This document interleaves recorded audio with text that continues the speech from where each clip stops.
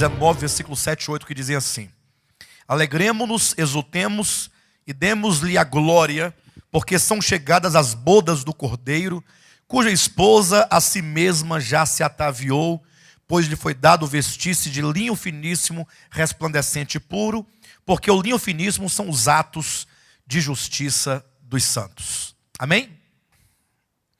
Bem, lemos aqui Apocalipse capítulo 19, versículos 7 e 8, que nos falam acerca das bodas do Cordeiro. Um dos temas do Apocalipse, um tema escatológico, que fala da grande festa que haverá durante o reino milenar, os 1000 anos, como já tratamos aqui em reuniões anteriores.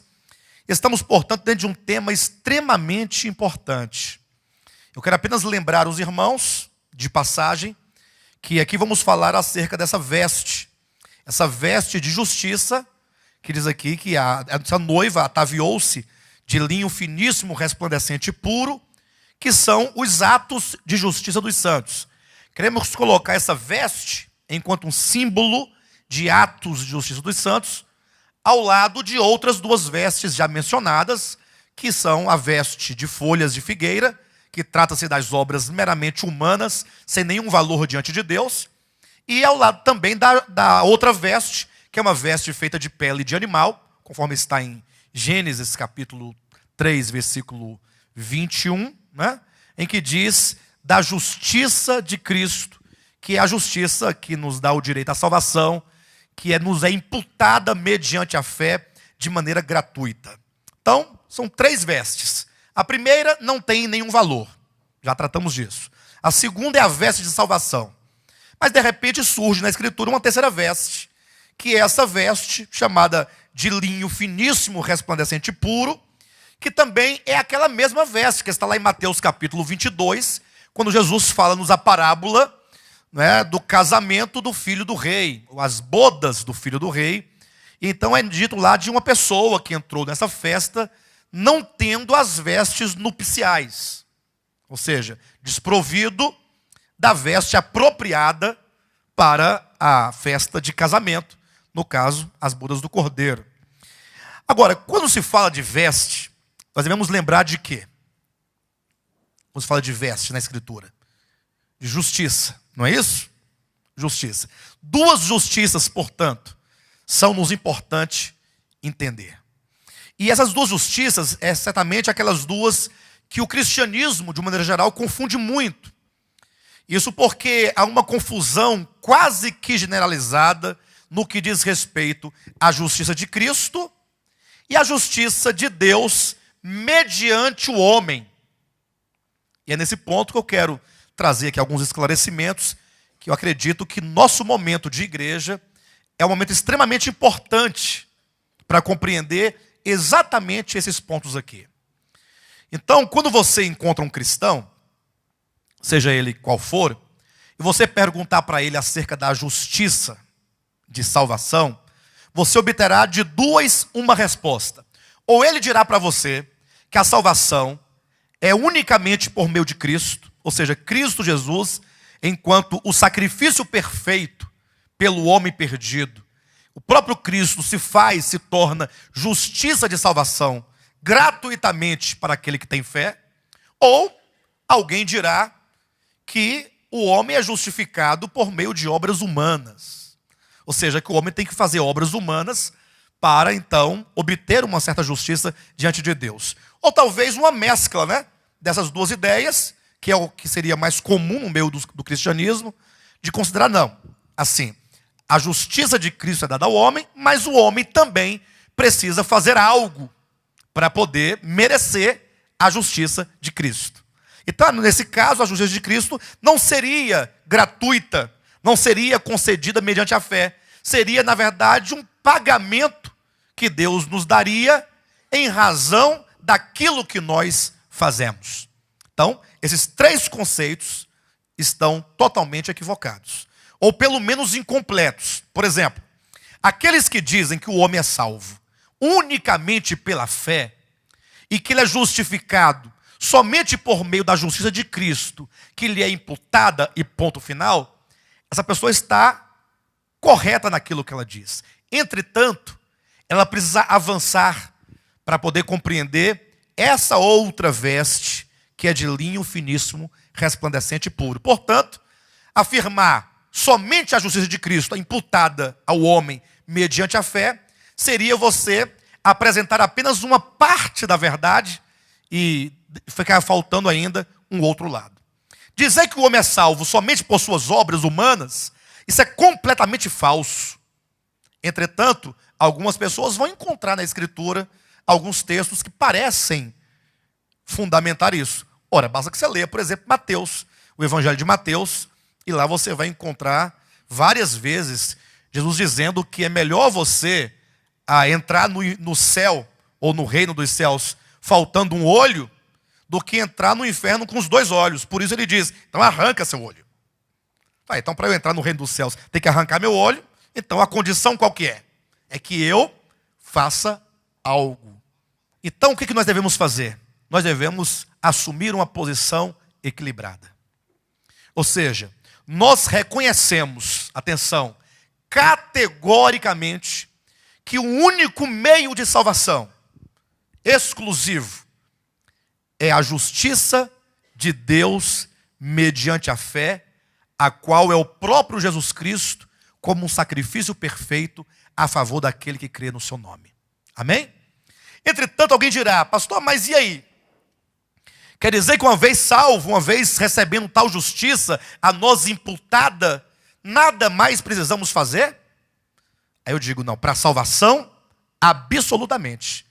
Porque afirmar que é preciso fazer algo a mais, é dizer que o sacrifício de Cristo foi, no mínimo, incompleto. Que não seja imperfeito, mas que seria, no mínimo, incompleto, sendo preciso que o homem complete com algumas obras. Então a Escritura, categoricamente, nos afirma que para a salvação, o sacrifício de Cristo ele é completamente perfeito. Agora, isso não significa dizer que agora nós não temos que fazer nenhuma obra. Então, pastor, então não temos que praticar nenhuma obra? Precisamos. Está aqui 19, 7 e 8 de Apocalipse, falando acerca do reino milenar, do reino de Cristo manifestado, desse período dispensacional que é as bodas do Cordeiro. E para participar então e receber este galardão, é preciso que nós tenhamos uma veste chamada veste de linho finíssimo, resplandecente e puro. Bem, com respeito a isso, algumas pessoas estão claras de que é verdade que uma vez salvo pela graça e somente pela graça, estamos salvos eternamente. E que é preciso praticarmos algumas obras. Mas eu quero que você abra bem o seu coração para entender exatamente o que eu quero dizer neste momento. Esse ministério, que é o De Volta à Palavra, que está na casa dos 16 anos, né, pastor? Fizemos 15 anos no mês de dezembro, passado agora, estamos na casa, portanto, dos 16 anos. Nós começamos há 15 anos com esta visão, salvação pela graça. Quem aqui é daquela época que se lembra disso? Lembram? Muito obrigado. Salvação pela graça, somente pela fé. E pregávamos também, dizendo que precisávamos desta veste de justiça, aqui do capítulo 19, que são os atos de justiça dos santos. E por muitos anos pregamos isso, enfatizando que as obras de justiça, os atos de justiça são necessários para reinarmos com Cristo. Entretanto, já confessei isso aqui em 2 ou 3 ministrações, mas quero confessar novamente que nós, por muito tempo, nós erramos. Lógico, não que erramos, que seja necessária essa veste, porque isso é verdade. Onde estava o nosso erro então? Vocês imaginem, pensem comigo por um momento, que antes de nós termos a plena compreensão acerca da salvação eterna de Deus, e eu conto essa história sem nenhum demérito, nem para mim, nem para ninguém, pelo contrário, eu conto isso com uma grande alegria, em saber que se nós podemos mudar o entendimento, é porque estamos num processo de crescimento. Só não muda o entendimento quem está paralisado, fossilizado. Não é verdade? Ora, quem está pensando, orando, tendo comunhão na palavra, ele está suscetível, e isso é positivo, de que ele compreenda algumas coisas que outrora não podia compreender, e compreendendo tem, portanto, a oportunidade de mudar. Então, voltando ao ponto, outrora, antes de nós termos o entendimento da salvação plena de Deus, quando estávamos lá nos modelos antigos, nós pensávamos o quê? Que o homem precisava de obras para ser salvos, ou para ser salvo. E quais obras eram estas de que o homem precisava para ser salvo? Os irmãos conhecem, eu não preciso mencionar nenhuma delas. Vocês sabem que são aquelas que as igrejas evangélicas colocam de não fazer isso, aquilo outro. Para resumir toda e qualquer doutrina meramente humana, eu quero que você abra comigo a sua Bíblia. O livro de Colossenses, capítulo 2, versículo 20 e 21 e 22 e 23. Acompanhe, por gentileza, esse raciocínio. Os irmãos que estão aqui, os que estão em casa pela internet, e mesmo quem for assistir essa mensagem posteriormente. Por gentileza, acompanhe esse raciocínio para nós podermos compreender uma coisa extremamente grave e extremamente importante. Perfeito? Então vamos lá. Falando do tempo antigo, dos modelos antigos, de onde viemos, antes de entendermos que a salvação de Deus, ela é gratuita, ela é pela fé e somente possível mediante o sacrifício de Cristo na cruz do Calvário. Pensávamos outrora, então, que o homem era salvo por meio de obras. E que o homem tinha que fazer obras para ser salvo. Entretanto, eu pergunto, e que obras eram essas que eram colocadas como condição de salvação? Aí eu disse, dentre tantas que poderíamos aqui mencionar, eu quero citar Colossenses capítulo 2, que me parece resumir claramente que doutrinas são essas. Aí diz assim, olha, 2:20, 20, 21, 22 e 23. E eu peço a você que você leia esse texto com os olhos abertos. Com os olhos abertos. Porque é de uma gravidade tremenda. Se morrestes com Cristo para os rudimentos do mundo, porque, como se vivesseis no mundo, vos sujeitais a ordenanças. 2 pontos. Não manuseeis isto, não proves aquilo, não toques aquilo outro, segundo os preceitos e doutrinas dos homens. Olha a pergunta do apóstolo Paulo, eu quero que você entenda isso em nome de Jesus. Peça a Deus que Ele te ilumine o entendimento, para que você compreenda cabalmente isso. Quero abrir um parênteses aqui, dentro do parênteses que eu já fiz, da chave, do colchete que eu abri, é que entender essas coisas é muito difícil. Não intelectualmente, eu digo com o coração, em razão do grande regime religioso a que nós fomos submetidos toda a nossa vida. Essa libertação, essa mudança da antiga para a nova aliança, e mesmo no tempo da nova aliança, muitos vivem na antiga aliança, isso é extremamente difícil, é árduo, é um caminho complicado. Mas se esforce, Deus vai te ajudar.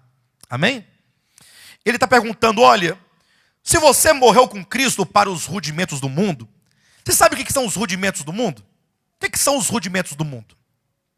Vamos por etapa. O que é rudimento? Coisas antigas, primeiras coisas. O que são rudimentos? Rudimentos são os ensinamentos elementares. É o ABC. A, E, I, O, U. É o beabá. Então, beabá é melhor, né? Beabá. B com A, Bá. E B com E? Bé. E eu me lembro que eu tinha uma cartilha, na escola tinha uma cartilha, primeira série. E aí começava da letra A, aí a B, a C. E cada letra tinha uma historinha. E aquela letra se repetia, ou aquela sílaba se repetia. Quem chegasse na Z, na letra Z por último, ganhava um prêmio. Eu fiquei em segundo lugar e ganhei uma bola vermelha mesclada de azul, de verde, de roxo, aquelas bolas de borracha. Fiquei feliz, mas teve um que chegou na minha frente e conseguiu concluir primeiro do que eu. Entretanto, isso não garante que a pessoa que sabe soletrar e juntar as letrinhas, ele vai saber ler um livro de literatura e não somente decifrar as palavras, as frases, e os parágrafos, os capítulos, mas não garante que ele vai discernir o sentido maior de tudo. Vocês sabem que uma língua, estou falando sobre a questão aqui dos rudimentos, tá? Que são os conhecimentos elementares, para os irmãos entenderem exatamente isso. Sabe que uma língua, ela vai desde o rudimento até a sua expressão mais plena. Quais são os rudimentos de uma língua? Uma língua falada, uma língua portuguesa. Quais são os rudimentos? É a fonética, fonologia. Fonética são os sons, né, que se produz. As letras A, E, a letra, as consoantes, né? Você faz esse sonzinho assim, aí você então agora começa a juntar os sons, aí vai para a morfologia, já fala palavras, forma palavras, classifica palavras. Aí você vai para a sintaxe, você reúne várias palavras para construir uma sentença, para construir uma oração. Aí você junta várias orações e vai construir um discurso. Um discurso que pode ter um aspecto estilístico, pode ter um aspecto qualquer outro, enfim. Mas desde a fonética, que é o mais rudimentar, você vai chegar na expressão maior de uma língua, que é a literatura. A coisa maior da língua é a literatura. O rudimento são os sons. A plenitude é a literatura. Então, para alguém falar assim, eu conheço a língua portuguesa, ele tem que caminhar desde os rudimentos, explicando os detalhes, até na sua plenitude. Só que quando a pessoa chega na plenitude, que ela lê os livros de alta literatura, ela já perdeu há muito tempo a sua preocupação com os sons, com os rudimentos, com os fragmentos. Porque aquilo, embora importante, ganhou uma dimensão, uma glorificação, uma maturidade enorme. Então o apóstolo Paulo diz, olha, se vocês morreram com Cristo para os rudimentos do mundo, ele quer dizer que o mundo, essa atmosfera terrena, humana, sensorial, dos sentidos, tem rudimentos. Os homens antigos, eles conheceram a Deus através de rudimentos. Os primeiros homens conheceram a Deus pelas suas marcas na criação. Olhava para uma árvore, aquela coisa bonita, aquelas flores amarela, né? E vinha um fruto. Aí ele falava assim, olha como Deus é maravilhoso. Então todo o conhecimento que ele tinha era daquele modo. Mas logo foi avançando, veio a lei. A lei traz um conhecimento formal de Deus, né? E aí vieram os profetas para explicar a lei. Olha como que o conhecimento de Deus, ele vai avançando. E depois da lei e dos profetas, veio Cristo. A corporificação da própria palavra. Mas ele disse, ainda tenho muito a vos ensinar, mas vocês não podem entender agora. Eu enviarei o Espírito Santo. Aí veio o Espírito Santo como sendo algo que traz uma maior glória, uma maior expressão da verdade na palavra apostólica, que é chamada de plena verdade. Mas da plena verdade para o começo, a revelação de Deus na criação, há uma longa distância. Então, até a lei é chamada aqui para trás de rudimentos do mundo. Até os profetas, digo, né? A criação, a tradição oral, a lei e os profetas. Até aqui são os rudimentos do mundo. Por que rudimentos? Porque são os primeiros começos. É o beabá da revelação. E por que do mundo? Porque até agora era uma revelação meramente terrena. Cá de baixo. Quando vem Cristo, portanto, encarnado, agora começa a expressão da verdade. A graça e a verdade vieram por intermédio de Cristo. Então, de Cristo para frente, nós temos a graça corporificada, a graça agora ministrada, difundida por meio do Espírito Santo, revelados na plena verdade, que é o Novo Testamento. Então Paulo está dizendo assim, olha, se vocês morreram com Cristo, olha onde vocês estão. Vocês não somente creram no Cristo de Deus, mas vocês foram unidos à morte de Cristo. Olha o que diz aqui no capítulo 3, versículo 1. Portanto, se fostes ressuscitados juntamente com Cristo, ou seja, você foi unido à morte de Cristo, você foi unido à ressurreição de Cristo. Olha o nosso privilégio. Eu pergunto para os irmãos que aqui estão. Você está onde, afinal? Você está nos rudimentos lá do início da humanidade? Da criação ainda? Na tradição oral? Onde é que você está? Você está na lei de Moisés? Nos profetas? Você está no Cristo encarnado? Onde é que você está? Você está na era do Espírito.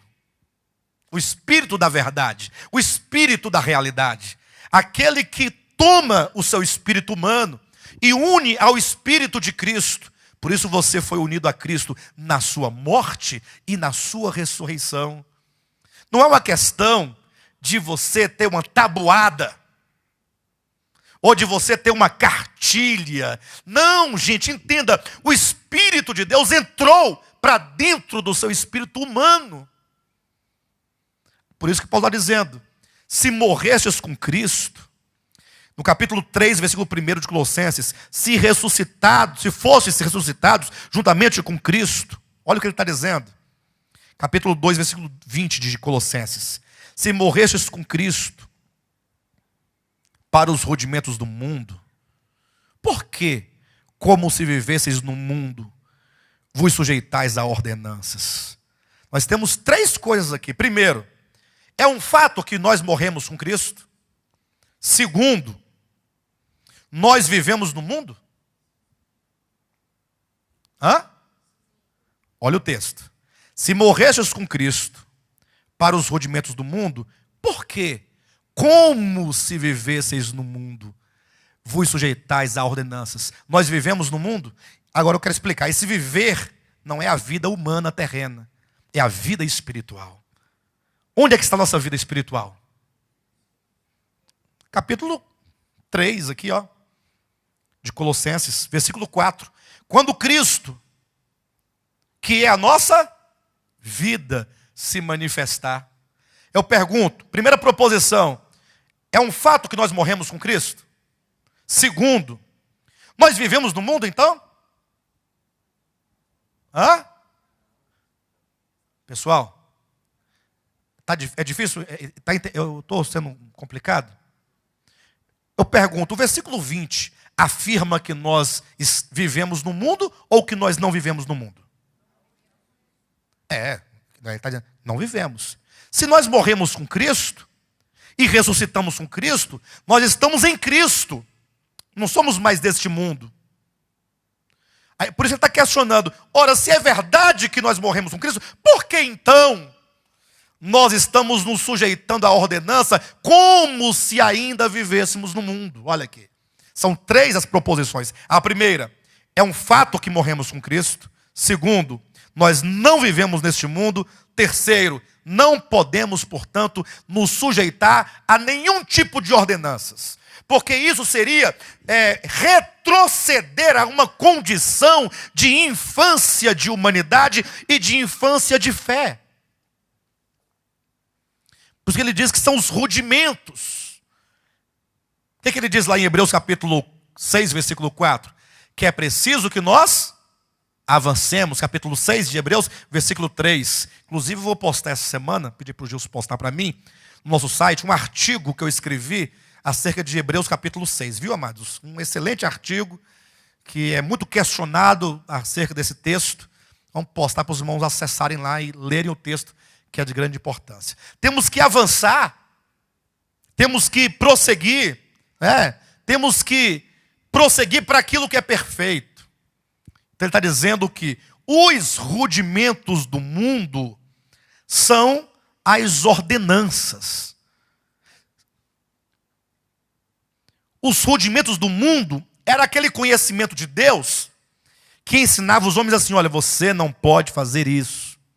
Você não pode fazer aquilo outro. Você não pode comer assim, vestir assim. Isso ele explica no versículo 21. Vamos ler o 20 e então o 21. Se morrestes com Cristo para os rudimentos do mundo, por que, como se vivesses no mundo, vos sujeitais a ordenanças? Tem 2 pontos na sua Bíblia aí? O que esses 2 pontos querem dizer aí? Que o que se segue é a enumeração daquilo que ele chama de ordenanças. Primeiro, não manuseeis isto. 2, não proves aquilo. 3, não toques aquilo outro. Segundo os preceitos e doutrinas dos homens. Isso aqui é uma reprovação. Engraçado, que quando eu me converti, me dei por gente, Me ensinaram que eu deveria viver a vida cristã em não toque, não prove, não mexa, não olhe, não faça. Mas a Bíblia está condenando esse procedimento. Está dizendo, não vivam por toque, não toque, mexa, não mexa, vire, não vire. Mas nós pensávamos que a salvação era obtida por meio de obras. E as obras nós pensávamos que era toda essa moral e essa ética de procedimento quanto a comida, bebida, vestes e qualquer outra coisa do gênero. Era assim que nós pensávamos que era. Quem aqui já pensou assim no passado? No passado. Que a salvação dependia dessas coisas. Pastor, mas essas coisas são boas, pastor. São boas porque de alguma maneira a pessoa, ela fica ali, rigorosa dentro de um sistema. E a pessoa fica guardada de muitas coisas ruins. Olha o versículo 22. Segundo os preceitos e doutrinas dos homens, pois que todas estas coisas, com o uso, edifica. Todas essas coisas, que coisas? Não toques nisso, não proves aquilo, não manuseias aquilo outro. Tudo isso com o uso edifica, preserva, salva. O que acontece? Com o uso se destroem. Com o tempo os homens vão vendo, rapaz, isso não serve para nada. Os homens próprios vão abandonando essas coisas, porque o homem naturalmente ele cresce, ele desenvolve suas faculdades. No tempo, há 30 anos, eu tinha 10 anos de idade, a minha mãe precisava fazer uma cirurgia de varizes. Estava com as varizes tudo estouradas, as pernas tudo esquisita. Aí foi ao médico, conseguiu marcar lá no hospital público tal, marcou a cirurgia. Aí o doutor falou assim, olha, você vai para casa, tal dia você volta, mas não esqueça, você tem que depilar a perna. Minha mãe tinha cada cabelo do tamanho de um dedo. Das pernas, né? Estou falando das pernas. Não. Vocês estão entendendo, pessoal? Aí minha mãe foi para casa preocupada. E agora? É pecado se depilar a perna, é pecado. Aí ela foi pedir conselho com o pastor, né? Pastor, tem uma cirurgia marcada. O doutor falou que para poder fazer cirurgia tem que tirar o cabelo da perna. O que é que eu faço? O pastor, não faz, você não tira o cabelo da perna. Não faz a cirurgia. Você prefere morrer e ir para o céu? Ou viver e depois ir para o inferno? É melhor morrer e depois ir para o céu. O que minha mãe fez? Rapou a perna. Falou, eu vou viver, meu filho. Depois a gente resolve com Jesus mais tarde. Minha mãe sempre deu a dobra, sabe? Eu e Jesus se entende. A gente conversa depois. No futuro a gente resolve esse problema aí. Mas por enquanto eu vou fazer isso mesmo. Só que quem vai dizer uma besteira dessa hoje? Quem vai dizer isso hoje em dia? Depois de 30 anos, todo mundo sabe que rapar as pernas é uma questão de higiene. Tem nada a ver com o céu, nem com o inferno, nem com o diabo, nem com Jesus, nem com o capeta, nem com o espírito ruim. Tem nada a ver, é coisa da terra, daqui de baixo. Então, essas coisas, com o uso, se acaba, se perde, se destrói. Pastor, então não serve para nada? Versículo 23. Tais coisas. Nós temos que observar isso. Versículo 22. Pois que todas estas coisas. O que são todas essas coisas? Não toques, não proves, não olhes, não mexa, não é isso? E no 23. Tais coisas. O que são tais coisas? Não toques, não proves, não mexa, não vista, não. Tais coisas com efeito. É isso que me dá uma alegria, irmãos. Eu estou completamente claro disso. Tais coisas com efeito têm aparência de quê? Tem sabedoria nisso? Tem sabedoria nisso? Tem o quê? Aparência. Você vê aquela pessoa cabeluda? Cabelo grande, espontado, aquela burca. Gente, mas que coisa mais santa. Aquela irmã, ela é tão santa que ela nem escova mais os dentes. Ela vai para o monte, fica lá 40 dias no monte lá, como é que escova o dente? Lá no monte. Com o cabelo cheio de carrapicho. Ela olha, parece uma cobra. A chiadeira é o espírito. cheia. Gente, eu estou falando sério, pessoal. Eu me lembro que o Galo, meu irmão, eu chamo ele de Galo, é o Frank o nome dele. Antigamente ele falava assim, olha, um dia eu vou ser crente, mas não vai ser igual a vocês não. Eu falei, como assim, meu irmão? Eu vou ser igual os da Assembleia de Deus. Eu falava, misericórdia. Que Deus tenha misericórdia dessa alma. Porque na cabeça dele, tadinho, ele pensava que povo santo é esse povo que tem aparência de sabedoria, não faz nada. Né? Não faz nada. É diferente de tudo que há. Todo mundo rindo, ele está sério. Porque rir vai para o inferno. Você não pode sorrir. Tais coisas com efeito têm aparência de sabedoria, vírgula, como culto de quê? O que é culto de si mesmo? O que é culto? Adoração, louvor de si mesmo. Culto de si mesmo. Ela cultua a si mesma. Olha o que vai vir aí na frente.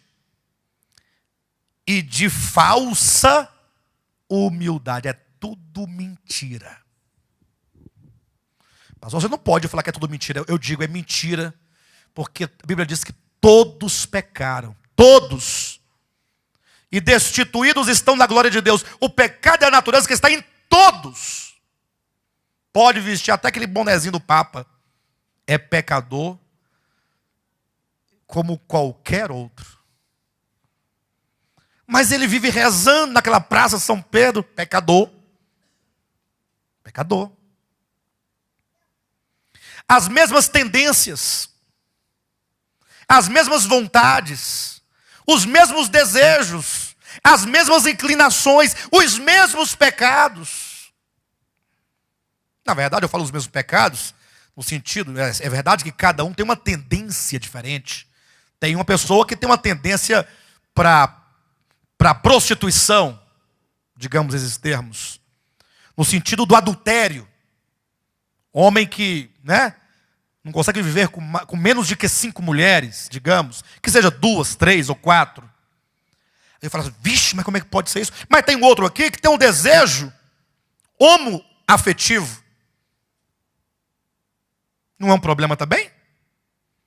E tem o outro que é totalmente casto, porque é eunuco de nascença, ele não tem o problema dos pecados da área sexual. Entretanto, tem uma língua,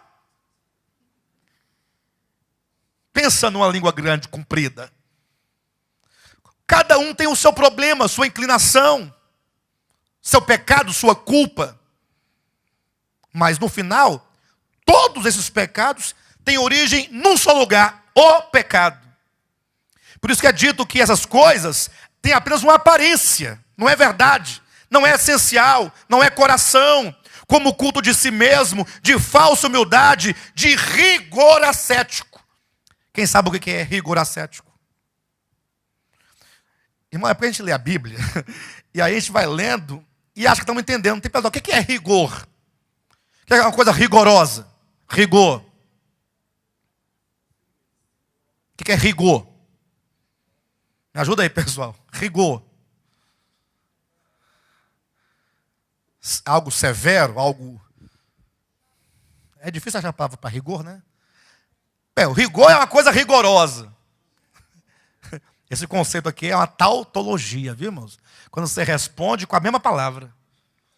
Rigor é algo rigoroso. Pronto, tautologia. Mas vocês entendem o que é rigor, né? Muito bem.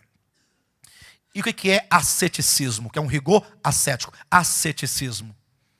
O que é uma asceta? Asceta.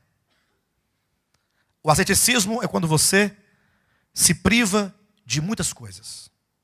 Jejum é asceticismo. Jejum. Eu não vou comer, irmãos. Eu vou jejuar. O homem de jejum. Todo mundo está comendo, eu estou lá. Na hora do almoço, hora da janta.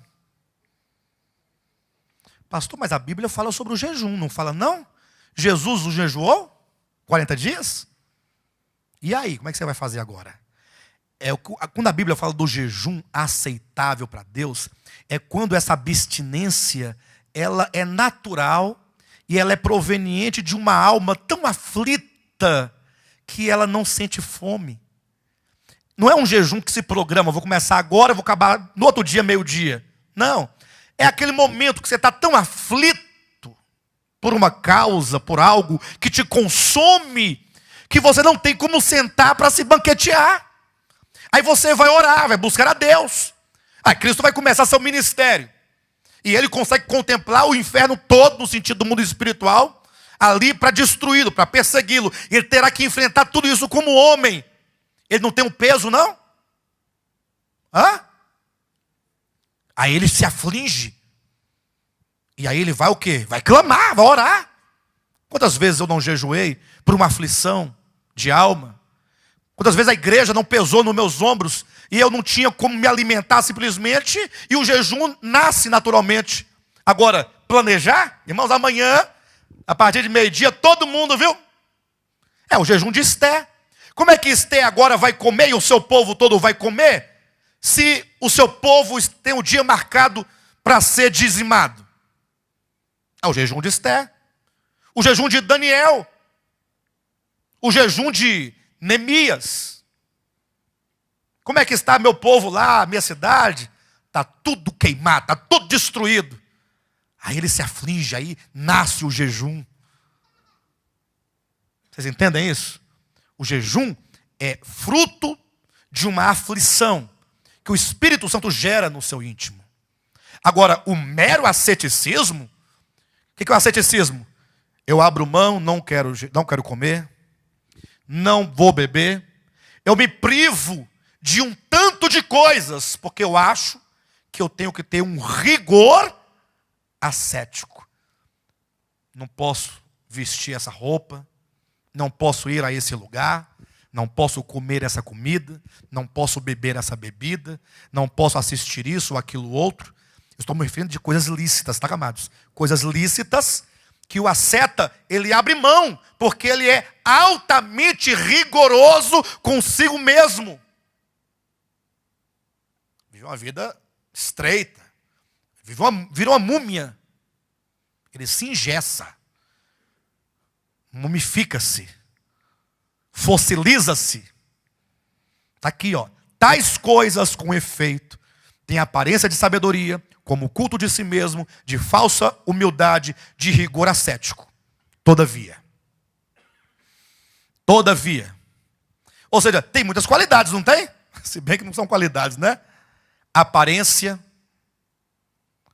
culto de si mesmo, falsa humildade, rigor ascético. Todavia, não tem valor algum contra a sensualidade. Você tem coragem de falar isso? Não tem valor algum. Diga. Não tem valor algum. Falou, nenhum. Contra a sensualidade. Contra a natureza pecaminosa na alma, no coração, na mente, na alma, no seu íntimo. Pega uma seta qualquer aí. Coloca uma seta e uma seta. Pega uma seta e uma seta. Coloca os dois numa ilha e deixa só os dois lá para ver o que vai acontecer. Você volta lá depois de 5 anos, vai ter 5 meninos. Mas cadê o asceticismo? Não é porque tem coisa dentro do homem e dentro da mulher que não permite. Só Deus pode conter o pecado dentro do homem. Lógico que uma relação entre homem e mulher não seria pecado. Eu me refiro a uma relação imprópria. No caso de adultério, dessas coisas. Só Deus pode conter.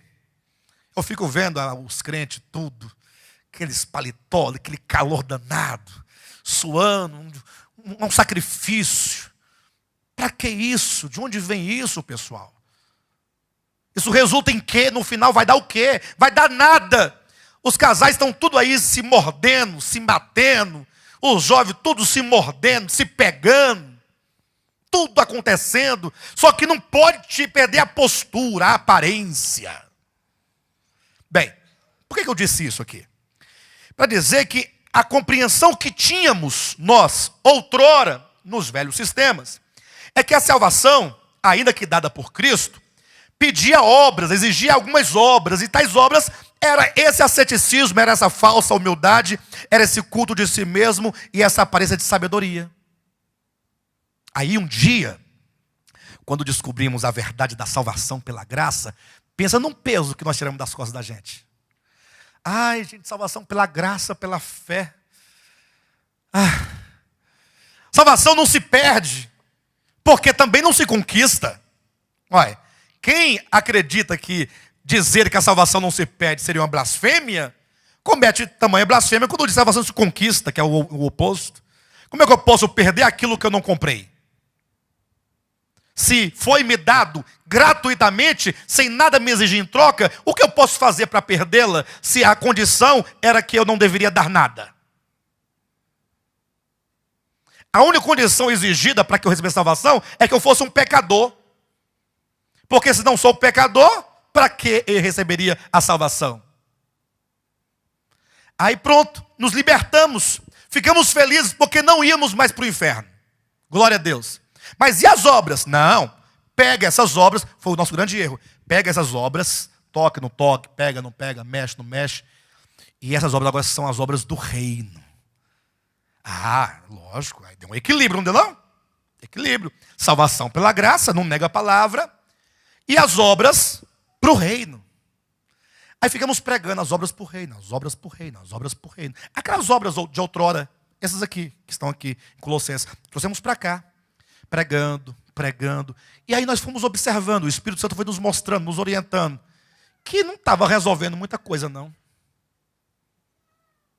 Não estava resolvendo muita coisa. Que a maldade no coração do homem continuava a mesma. Até que um dia o Senhor nos mostrou, e esse dia não foi um dia específico, foi um esclarecimento que vai se obtendo na medida que você tem comunhão com a palavra, e com o Espírito, na oração, na leitura, na comunhão, que essas obras aqui, elas atrapalham. Qualquer sistema de obras humanas, qualquer sistema que seja rudimento de mundo, qualquer sistema que se reduz a ordenanças, no sentido de não, nos afasta da graça de Deus. Seja para reino, para salvação, qualquer sistema desse aqui, porque esse sistema não deve fazer parte da vida cristã, porque nós morremos com Cristo e ressuscitamos com Cristo. Pastor, tá bom, e que obras são aquelas, ou que atos de justiça são aqueles lá de Apocalipse 19, que diz que é uma veste de justiça, que são atos de justiça dos santos. Que atos são esses? E aí eu lanço aqui o desafio para os irmãos que aqui estão, para os que estão em casa, e para quantos assistirem pela internet depois, pastores de todo lugar, de todos os credos, todas as correntes, está o desafio: leiam os evangelhos. Só uma pergunta: vocês já leram os evangelhos? Quem já leu Mateus, Marcos, Lucas e João? Já leram? Que tal lermos de novo? Para quê, pastor? Já li. Para você observar e atentar a cada palavra de Cristo. Imagine só, irmãos, um tanto de escriba e fariseu que não tinha lá naquele lugar, do tempo de Cristo. Aí Jesus pega uma criança, e olha que aqueles fariseus, e mesmo a multidão e os discípulos, não, tira esse menino daqui, vai trazer menino para Jesus. Jesus Cristo ocupado aqui, falando sobre o reino dos céus, vão trazer menino. Eu pergunto, aqui é lugar de menino, irmãos? Vai atrapalhar a reunião de Jesus? Ele fala, não, deixe que elas venham, porque delas é o reino de Deus. Aí todo mundo vai deixar. Aí foram chegando. Aí Jesus falou assim, olha, quem não se tornar como uma criança, não pode entrar no reino. O reino é das crianças. Jesus, mas eu sou adulto, não sou criança. Se o reino é das crianças, eu estou fora? Não, se você se tornar como uma delas, você pode entrar também. Agora, olhe para você mesmo por um momento. Você já se tornou como uma criança? Na simplicidade, na humildade, nos desejos simples, numa alegria, quando você briga com um sabugo de milho, brincando que é um carrinho. Que alegria! Mas nós não podemos ter essa alegria, porque a nossa alegria, ela se funda em ter uma Ferrari. E quando eu tiver a Ferrari, eu vou ficar triste, porque eu quero uma outra mais cara. E depois uma outra. Não, você tem que se reduzir a uma criança. Ah, pastor, mas é muito complicado isso. É lógico que é complicado. Porque fácil é você não cortar o seu cabelo. Porque fácil é você não tomar bebida alcoólica, não fumar cigarro, não ir para boate. Isso é muito fácil você fazer. E se você estiver escravo dessas coisas, procura o AA que ele resolve o seu problema. Agora, não tem AA, não existe cruz vermelha. O que mais? Psicólogo, padre, pastor, pai de santo, que resolva o problema de uma alma que não sabe o que é ser uma criança. Pastor, mas eu tenho 30 anos de convertido e vejo que eu não caminhei em nada, então, nesse sentido, assim, eu não caminhei em nada. É porque você gastou 30 anos caminhando aqui, ó. Não manusieis, não proves, não toque. Você perdeu o seu tempo com coisas fúteis e inúteis. Agora, temos a oportunidade de gastar o restinho de vida que temos, nós estamos para morrer, buscando o coração de uma criança. Aí Jesus, falando sobre o perdão, Pedro falou: Senhor, me fala uma coisa, quantas vezes eu devo perdoar o meu irmão? 7 vezes? Isso é o Evangelho, estou citando o Evangelho. 7 vezes? O que os irmãos acham? Se uma pessoa comete um erro com você, você perdoaria? Um erro grave, você perdoaria? Levanta a mão. Não, eu estou perguntando honestamente. Se você é fácil de perdoar, levanta a mão. Se não, não levanta.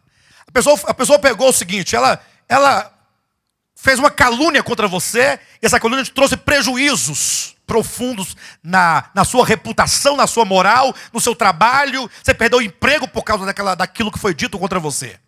Você perdoaria a pessoa? Só quem perdoaria, levanta a mão. Pode levantar, não tem problema nenhum. Eu perdoaria. Eu perdoaria. O restante já sabe que tem coração mais ruim que o meu. Perfeito. Então, vocês tudo coração ruim estão fora. Quero só os que levantaram a mão. Se essa pessoa, você perdoou? Perdoou. Se ela fizer uma segunda vez, você perdoa? Deixa eu ver as mãos. Segunda vez. O Bruno perdoa. Eu também perdoo. Segunda vez. Eu estou bem, nós dois, Bruno. O Raimundo também perdoa, o Renato também perdoa? Tranquilo. E se a pessoa fizer uma terceira vez? Quantos perdoa? De nós 3 aqui, quem perdoa? O Renato perdoa 3 vezes.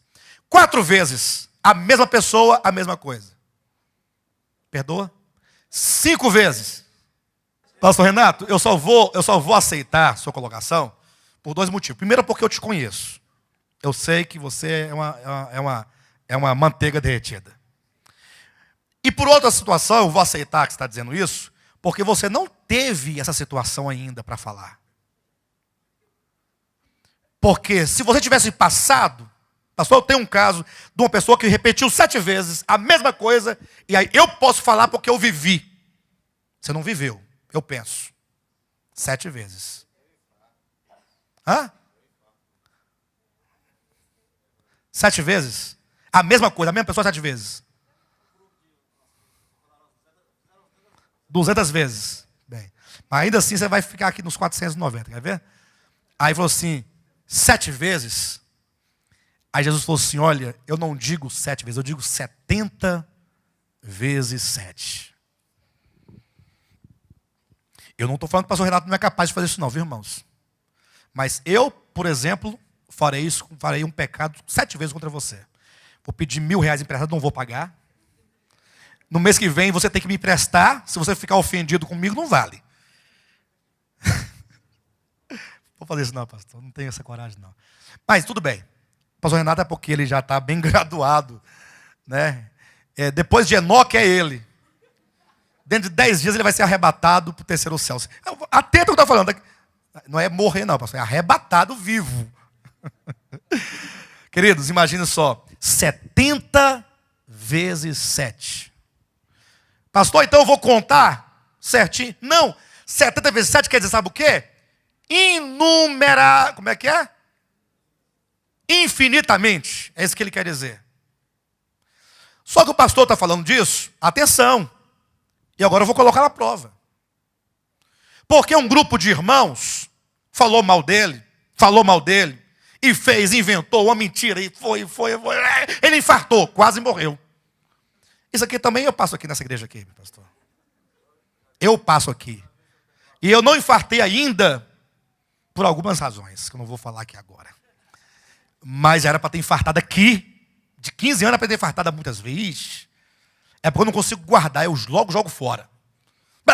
Todo mundo aqui, reúne aqui todo mundo. Bora resolver aqui agora. Mas eu ficar calado igual você ficou, eu tinha morrido há muito tempo. Só que você imagine que o pastor Renato tem uma filha. Uma mocinha, coisa mais linda. Teve o Patrício, depois teve o Fabrício, depois teve uma mocinha. Qual seria o nome dela, mocinha? Fabrini. 2 aninhos de idade. Entra um vagabundo na sua casa, estupra a sua mulher e a sua filha. E você, como policial, chega na hora. Só que você está chegando no trabalho. Você poderia prendê-lo, ele está desarmado. Ele usou a força física somente.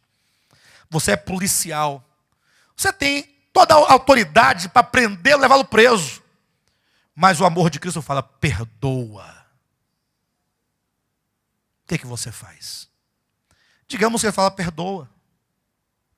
E se ele entrar uma segunda vez e matar sua filha? E se na terceira vez ele matar tua esposa? E se na quarta vez matar o Fabrício? Você vai amar esse indivíduo até quando?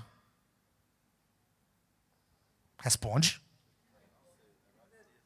Eu digo perdoar e levar a cesta básica para ele que está passando necessidade. Cuidar da família dele que não tem condições. Dos filhos dele. Ele matou até os filhos todos. Não, mas você deveria ser. Jesus disse que você tem que ser tal como ele. Quando foram apedrejar a Estevão com o rosto brilhando como o rosto do anjo, repetia as mesmas palavras do seu mestre.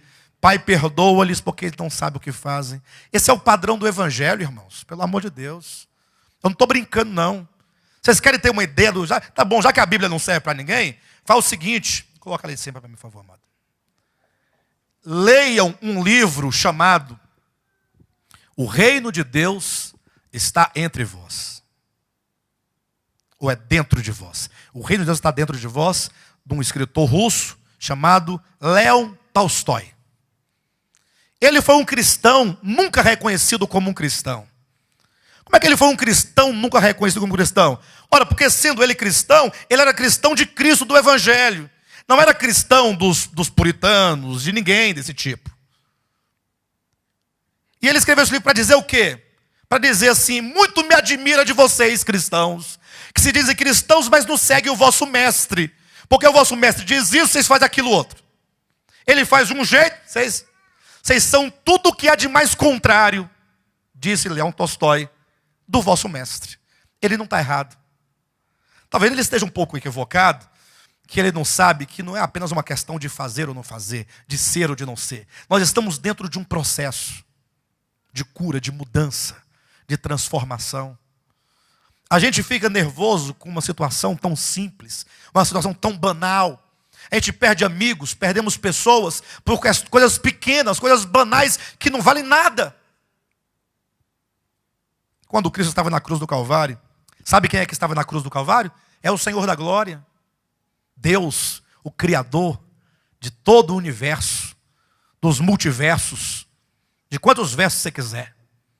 das galáxias, bilhões e bilhões, trilhões de galáxias, sextilhões de galáxias, de todos os mundos, anjos, arcanjos, querubins, serafins, principados, potestades, de tudo que existe. Ele estava na cruz sendo cuspido. Eu não presto para ser Deus não, irmãos. Eu não presto não. Como é que eu sou Deus nessa condição toda? E vem um indivíduo que eu criei, que dou o ar que ele respira, o sangue que corre na veia dele, foi eu que coloquei, e ele cospe a minha face e me chama de maldito. Não presta, eu mando um raio na cabeça dele. Um raio. Simples. É um desgraçado pecador. Mas não, esse aqui está dizendo, Pai, perdoa. Aí o pai pergunta, mas por que eu devo perdoar? Aí Jesus responde, porque ele não sabe o que está fazendo. Não sabe o quê, rapaz? Não sabe. Porque o problema do saber não é um problema intelectual, é um problema de coração. Quantos erros você não já cometeu na sua vida? Porque naquele momento você não podia ver exatamente. Não é que você não sabia que é certo ou errado, você sabe que é errado. Só que o coração ele está tão enganado por aquela circunstância, por aquele momento, por aquelas palavras, por aquele desejo, que ele te engana. Aí você tem que sofrer muito, para depois de muito tempo você olhar para trás e falar como Salomão, que eu errei. Irmãos, o Evangelho é uma coisa extraordinária. O Evangelho é a única coisa que pode salvar a humanidade. A única coisa. Não há outra coisa. Por isso que Gandhi, uma vez, declarou o seguinte, que ainda que todos os livros do mundo fossem perdidos, todos os livros do mundo, se salvasse apenas o Sermão da Montanha, tudo estaria salvo. Olha o entendimento do indivíduo. Lógico, nós classificamos as pessoas pelo segmento, né? Batizou, qual foi o dia do seu batismo? Recebeu o certificado de batismo? A pessoa, recebi. Aí vai pegar lá o certificado de batismo, a carteirinha de membro, a ideia. Mas isso aí o joio manda fazer na fábrica de monte. Agora, o Evangelho propõe o quê? Uma mudança. Portanto, quando no passado nós trouxemos as obras de coisas humanas, de rudimentos do mundo, e trouxemos para a base do reino, nós erramos. Nós erramos. Até que um dia o Senhor disse, olhe para o Evangelho. Olhe para o Evangelho. Olhe para a alma do Evangelho, para o espírito do Evangelho, para o coração do Evangelho, para a essência do Evangelho. O que Jesus veio fazer? O que ele fez, o que ele falou. E aí você precisa tomar uma decisão, abandonar os rudimentos do mundo, para começar a perseguir uma coisa que humanamente é impossível. Lembra daquele caso? Jesus falou assim, é mais fácil entrar um camelo pelo fundo de uma agulha do que um rico entrar no reino dos céus. Esse texto, poucas pessoas já compreenderam esse texto. Poucas não. Ou seja, eu não sei quantas, né? Eu não conheço as pessoas todas, nunca conversei com o mundo inteiro. Mas eu confesso, com toda honestidade, que eu nunca vi algo semelhante. Nunca vi. Nunca vi. Já disse aqui uma vez, mas eu nunca li isso em lugar algum e nunca ouvi alguém dizer isso. Porque parece que o texto está falando dos ricos, né? É mais fácil entrar um camelo pelo fundo de uma agulha do que um rico entrar no reino de Deus. Aí alguns ficam inventando, não, pastor, é porque essa agulha era um buraco. Só inventando para poder fugir da verdade. Que tinha no muro de Jerusalém, tinha uns buracos assim, que era bem estreito, né? Aí o camelo vinha, o viajante entrava. Ele passava, mas arrancava metade da corcunda dele. Ele passava, a corcunda ficava de fora e ele passava para frente. Aí fica tentando justificar. Não, quando Cristo disse, é mais fácil passar um camelo pelo fundo de uma agulha. É possível isso acontecer? É possível. Mas seria mais fácil. O impossível, aqui, é mais fácil e se torna mais possível, embora seja impossível, do que um rico entrar. O rico vai entrar? O rico vai entrar? Vai entrar no dia que o camelo entrar no fundo da agulha.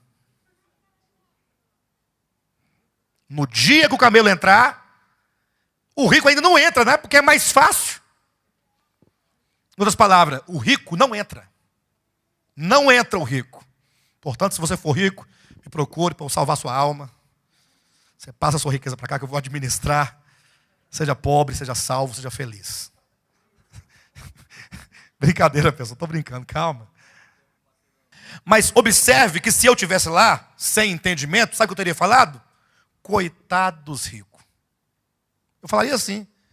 Mas Jesus, e os ricos? O que vai ser do pastor Renato? Agora? Eu pensaria logo nele, no Gilmário. Gilmar também. Olha, logo eu diria o quê? Coitado dos ricos, não? Mas sabe o que os discípulos disseram? Ora, Senhor, se é assim, quem pode ser salvo? O que ele quer dizer com isso? Todos são ricos. Porque se você não é rico de dinheiro, você deve ser rico de orgulho, rico de inveja, rico de si mesmo, rico de tantas coisas. Não é sem razão que Jesus falou, Maria, né, no seu cântico lá em Lucas capítulo 2, falando da vinda de Cristo, ela disse, dispensou vazio os ricos e encheu de bens os famintos. Para você ser salvo, você tem que ser faminto, tem que ser pobre. Por isso que é dito que o evangelho é pregado aos pobres, não aos ricos. Mas não é o rico de dinheiro, é o rico de qualquer riqueza, que te faça ser uma pessoa orgulhosa, que faça levantar a cabeça, como entrou aquele fariseu no templo naquele dia, cheio de si mesmo, dizendo, ó Deus, eu jejum todo dia, ou 3 vezes por semana, dou o dízimo disso, daquilo. Ele era rico, rico de boas obras, rico de si mesmo, rico de... Mas de repente entrou um miserável que dizia, não sou digno. Como é que ele dizia? Ele batia no peito e não se achava digno de olhar para cima. E dizia ser propício a mim, pecador. Esse é o pobre. É isso que eu digo, que não tenho ouvido alguém dizer. Que aquele rico lá de Mateus 19, são todos os homens. Entretanto, Jesus respondeu o quê? Quando Pedro falou assim, se é assim, ninguém pode ser salvo. Ninguém. Aí Jesus respondeu.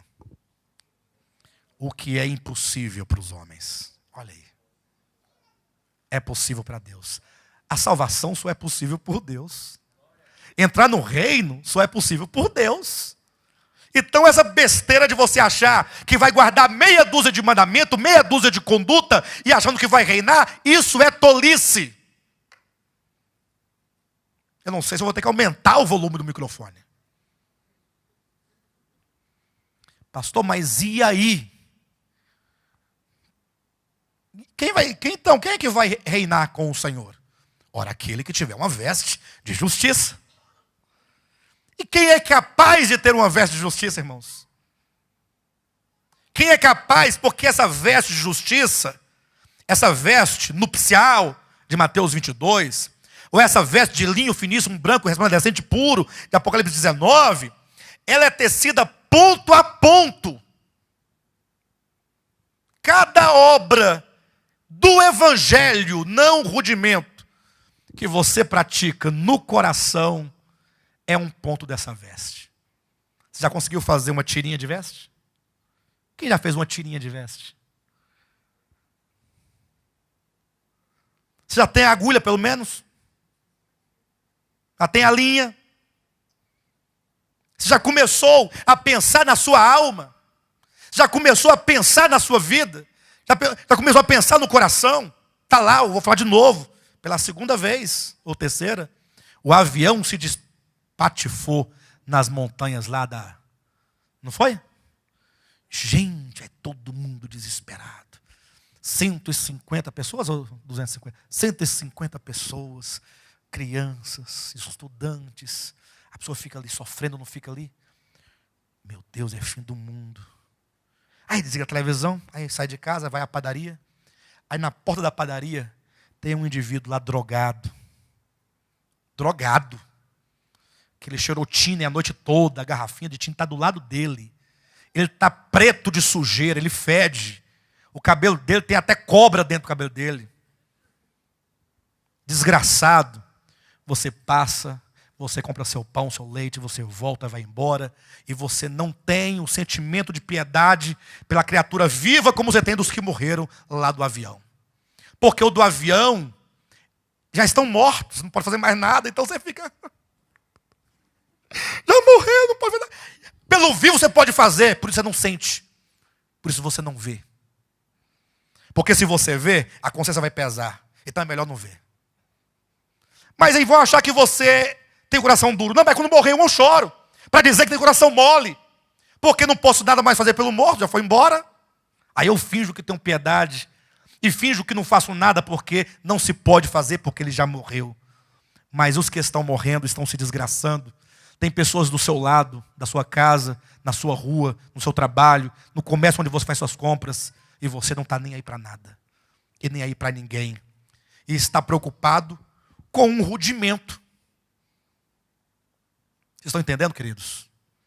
Eu tenho uma aflição, porque eu estou falando, mas não sei até que ponto eu estou sendo compreendido. Aí, às vezes, para ver se alguém consegue ouvir, dá vontade, sabe de quê? De destruir e acabar com esse prédio todo. Para a pessoa, acabou tudo. Aí o que foi que aconteceu? Está doido? Não, porque agora eu vou sentar numa pedra, aí eu vou falar o que eu quiser falar. Aí vai ouvir quem quiser. Porque me parece que está aqui nesse púlpito aqui, parece que isso me faz um bispo. Eu não sou bispo de ninguém. Bispo é uma palavra que quer dizer, sabe o quê? Supervisor. Mas ninguém entende bispo como supervisor, entende bispo como se fosse o homem de Deus. E eu não sou mais de Deus do que você. E nem você é mais de Deus do que eu. Entenderam? Ah, o bispo Alexandre, o que tem esse pecador? Não, o que tem esse pecador? Eu sou pior talvez do que você. O que eu faço aqui? Eu estou aqui porque Deus me colocou para instruir. E quando eu estou instruindo vocês, já me instruí antes e continuo a me instruir neste momento em que falo. É uma instrução mútua. Não é porque eu sou melhor. Mas o problema é que o bispo, ele tem um chapéuzão, não tem naquele católico, um chapelão? E o buchão? Como é que é um bispo? O bispo mesmo lá da igreja católica, como é que é? Não tem um chapéuzão grandão? Um óculos fundo de garrafa, ele fala meio enrolado, meio latim, meio português. Parece que é um ser extraterrestre. Quando ele entra com aquele cajado, aquele chapéu. Para de besteira. Não vou dizer somos todos macacos, porque não somos todos macacos. Mas somos todos pecadores, somos todos carentes da graça de Deus.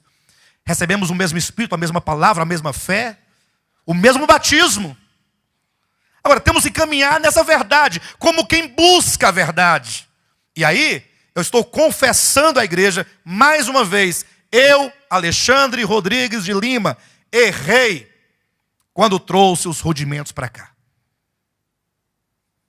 Mas um dia, nós falamos, a partir de hoje, não queremos mais o ídolo. Não queremos mais. Pastor, mas o povo vai se perder. Já estava perdido. Não tem como se perder mais do que antes.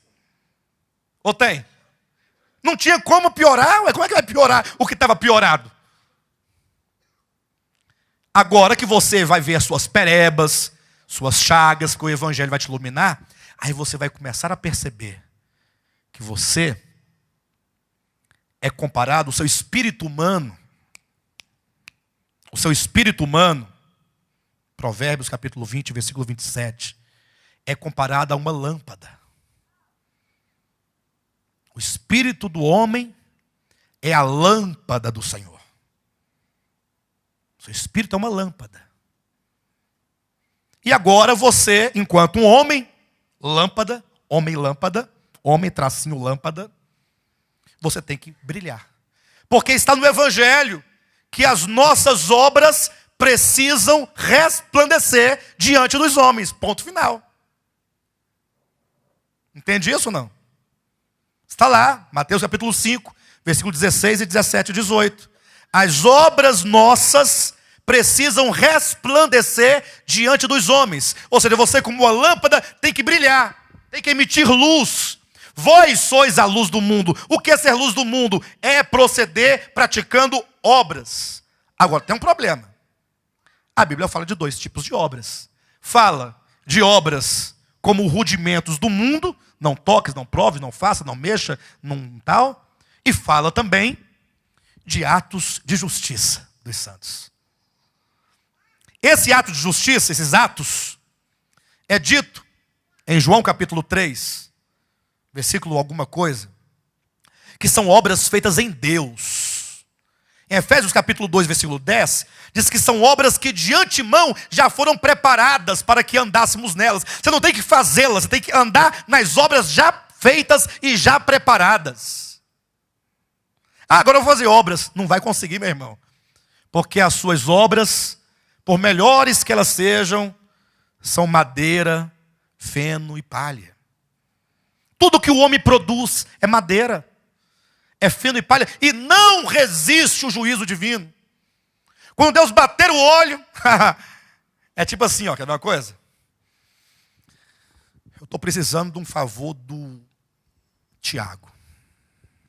Perfeito? Tiago, algum dia na sua vida, eu, por conta própria, já te ofereci uma carona? Por conta própria. Tiago, está pedindo uma carona alguma vez? Nunca. Nunca ofereci carona para ele. Já dei carona, mas pastor, tem como? Estou indo, você está indo? Não, beleza. Mas eu chegar assim, Tiago, e aí, tá a pé? Vou te levar à sua casa. Já fez alguma vez isso? Nunca. Nunca fiz isso. Entretanto, e eu estou olhando aqui para ele agora, eu sei que ele faz uns desenhos, não faz uns desenhos? Umas coisas bonitas, tal, desenhista, o cara é artista. E eu vou precisar que ele desenvolva um trabalho para mim. Estou pensando aqui na minha cabeça.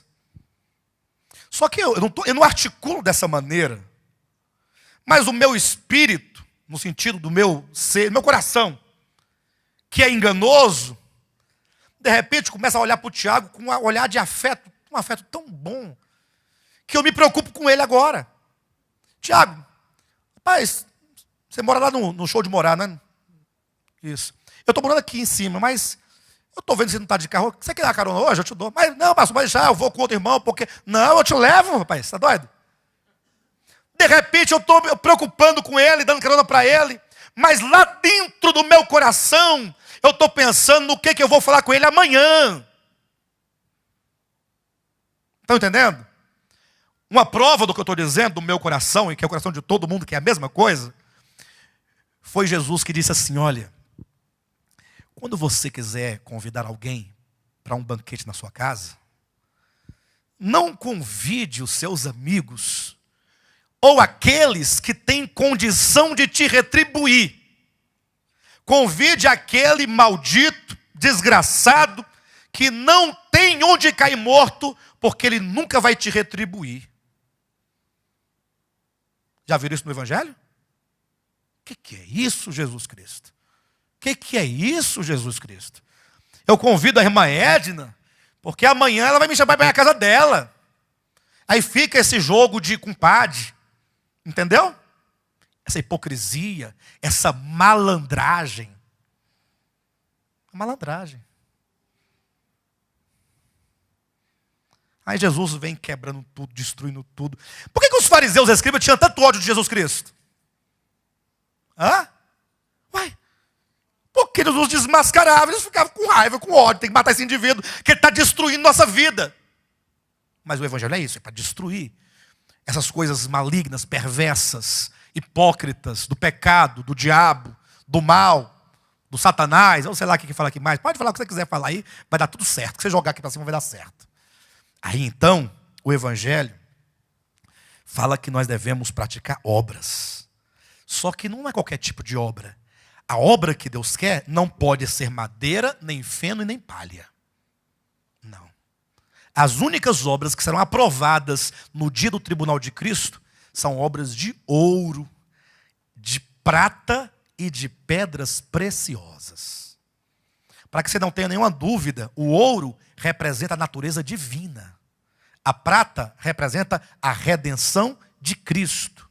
E as pedras preciosas é o trabalhar transformador, santificador e glorificador do Espírito Santo.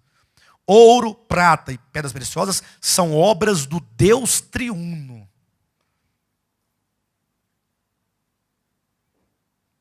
Quem aqui é capaz de produzir tais obras?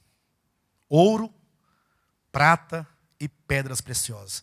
Pastor, desse jeito, nós vamos sair batendo a cabeça nos postes por aí fora, batendo na parede a cabeça, doido. Se você bater, terá feito pouco. Podia fazer mais. É para desesperar. E é para perder todas as suas esperanças em você mesmo.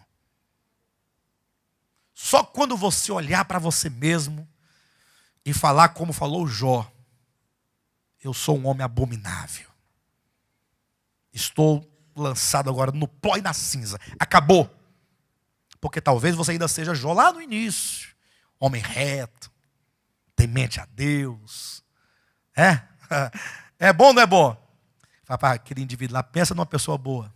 Irmão João, ali é um homem reto, temente a Deus, que se desvia do mal.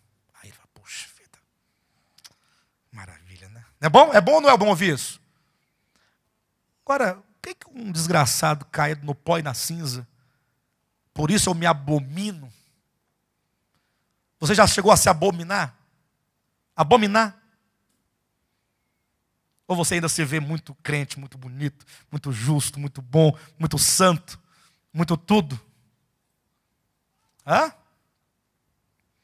Bem, as vestes de justiça, que é a veste nupcial, ela é tecida ponto a ponto com essas obras divinas. E somente quando você como o homem lâmpada, né? Da parábola das 10 virgens. Lembra que tinha 10 virgens? Diz que 5 delas tinham azeite nas vasilhas. E 5 outras não tinham azeite nas vasilhas. Eu pergunto, ora, como é que pode ser isso? Quem já viu lâmpada resplandecer sem óleo, sem azeite? É lógico que poucos entenderam essa mensagem. Poucos. Tanto é que a maioria dos crentes falam, sabe o quê? Não, as virgens tinham suas lâmpadas e elas levavam uma botija do lado, uma vasilha, como se fosse uma reserva. Eu nunca ouvi dizer que você pode reservar Espírito Santo para o tempo difícil. Eu vou me encher do Espírito agora, para hoje, e vou guardar um pouco de Espírito Santo para depois. Quem já viu isso? Tem como você guardar um pouco de Espírito Santo para depois? Não tem jeito, queridos. Ora, o que significa então o azeite na vasilha? Ora, é porque a lâmpada, ela tem o seu pavio mergulhado numa vasilha, que aclopa a lâmpada para que ela possa abastecer ali constantemente. Essa vasilha, ela é a parte inferior da lâmpada. Então 5 virgens tinham suas lâmpadas, as vasilhas das suas lâmpadas, cheias de azeite. E as outras 5 nécias não tinham azeite algum. Entretanto, é dito que as lâmpadas das 10, sejam das 5 imprudentes e nécias, ou das fiéis e prudentes, as 10 lâmpadas brilhavam. E a grande questão e o grande quê da parábola é exatamente esse. Ora, pastor, se você afirma que as lâmpadas das nécias não tinham azeite, como resplandecer sem azeite? Como brilhar sem azeite? Esse é o problema do cristianismo, sobretudo do cristianismo evangélico.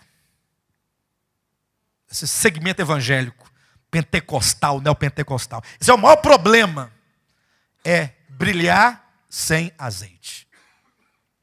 Eles têm obras? Têm. São aparentes? São, você está vendo as obras. Mas qual é a origem dessas obras? Se não tem azeite, não é o Espírito. Se não tem azeite, não é o Espírito. Ah, pastor, então, se não tem azeite, mas brilha, porque as obras significam a manifestação da luz, como é que poderia, então, ter obras sem Espírito? É possível ter obras sem Espírito? É possível ter obra sem espírito? É lógico que sim. Se não fosse possível, eu pergunto, por que que Deus tirou a lei para dar a nós o seu espírito? Por quê? Afinal, Deus tirou ou não a lei para dar-nos o seu espírito? Nós somos guiados por lei ou pelo espírito? Ora, então no tempo da lei, não tinha o espírito, tinha apenas a lei. E eles faziam obras da lei, e portanto toda obra da lei é obra sem espírito. Por isso que a letra mata. Mas o espírito, portanto, as únicas obras possíveis no reino de Deus e aceitas por Cristo são obras provenientes do azeite, provenientes do espírito. E nesse caso, elas apenas passam por você, não são suas. Afinal, o fruto é do espírito. 2 pontos. Amor, paz, alegria, longanimidade, benignidade, mansidão, domínio próprio. De quem são essas obras aqui? Que são chamadas de quê? O fruto do Espírito. Quem produz isso? Aí eu pergunto, o que vocês acham? Se o cristianismo, ao longo da sua história, seja na época da igreja católica, romana, da Idade Média, reformada, seja pentecostal, neopentecostal, que tal se essa igreja histórica tivesse jogado fora todas as suas obras de toque no toque, mexa no mexa, prove no prove, joga fora, e ela tivesse manifestado ao longo da história amor, paz, alegria, longanimidade, benignidade, mansidão e domínio próprio. O que vocês acham disso? Faço um desafio para vocês hoje. Que tal se a partir de agora, você pegar a sua moral cristã, a sua ética cristã, de costumes, de doutrinas humanas, de rudimentos do mundo, em suma, você pegar todos os seus conceitos de não toques nisto, não proves aquilo outro, não, joga tudo fora. E comece agora a perseguir novas obras. A partir de hoje, como um cristão autêntico, eu quero manifestar no meu falar, no meu pensar, no meu sentir, no meu andar, no meu convívio, na minha casa, com os meus filhos, com o meu esposo, com a minha esposa, com os meus vizinhos, com as pessoas do trânsito, no supermercado, no banco, na escola, na faculdade, no trabalho, onde eu estiver, as minhas obras serão amor, paz, alegria, longanimidade, benignidade, mansidão, domínio próprio. Quem topa? É lógico, vão te acusar de muitas coisas. Desviou. Você não tem mais os paradigmas da cristandade? Aí eu nem quero isso. Eu nem quero, porque isso para mim é esterco. Isso é cocô de cachorro. Gente, não é nem uma blasfêmia e nem uma palavra.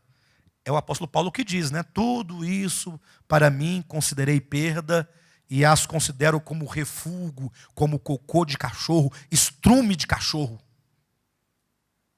Está na Escritura, Filipenses capítulo 3. Não tem valor algum. Bem, está o desafio. Quem quiser viver uma vida autenticamente cristã, deve começar a tecer as suas vestes nupciais. Para que não acontecer de naquele grande dia, chegar todo feliz lá no reino milenar, para entrar no reino, e Jesus fala assim, não te conheço. Mas Jesus, você não me conhece? Sou regenerado, teu filho, tal. Mas é porque eu não aprovo a tua vida. Mas Deus, e essas obras todas aqui? são todas de madeira, feno e palha, obras egoístas, obras feitas com intenções outras, obras que foram feitas como quem queria ganhar alguma coisa em troca, ainda que fosse o reino, mas você não fez porque amava, você não fez pelo outro, não foi porque o outro sofria, porque você amava mais a si mesmo do que ao outro, aí você ajudou o outro para se ajudar agora no reino. Amarra a boca desse indivíduo, os pés e as mãos, lançai-o fora nas trevas, e ali haverá choro e ranger de dentes.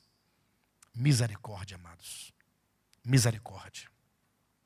Bem, essa mensagem foi para ilustrar um pouco acerca do que são as obras, ou as vestes de justiça, que são os atos de justiça dos santos. São as vestes, são a veste de linho finíssimo, resplandecente, branco e puro. Perfeito? O que os irmãos acharam dessa veste? E dessa mensagem? Mais ou menos, né? Duro é esse discurso. Quero dizer para todos os irmãos que esse discurso, ele foi feito para mim. Amém? Se isso que foi feito para mim servir também para vocês, tome-o por empréstimo.